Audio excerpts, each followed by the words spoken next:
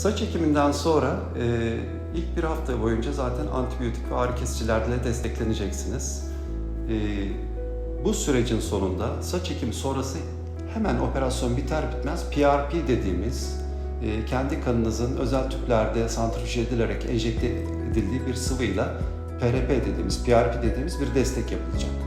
Daha sonra 10. günden itibaren bizim tavsiye ettiğimiz, içinde hormon içeriği olmayan, tamamen gıda takviyesi şeklinde vitaminlerle destekleyeceğiz. Biz zaten en iyi vitamin hangisidir, ne kadar içinde hangi vitamin gereklidir, biyotin şu kadardır, diğerleri bu kadardır şeklinde sizi bilgilendireceğiz. Bununla ilgili ilaçların ismini de söyleyeceğiz. Onun dışında çok önemli bir desteğimiz var. Operasyon sonrası hemen yaptığımız PRP'nin daha sonraki aşamalarda operasyondan 45 gün sonra başlamak üzere 3 hafta arayla 4 ila 6 seans daha yapılması saç gelişiminde önemli bir etkendir. Yani total olarak operasyon sonrası bir adet PRP yapılacak.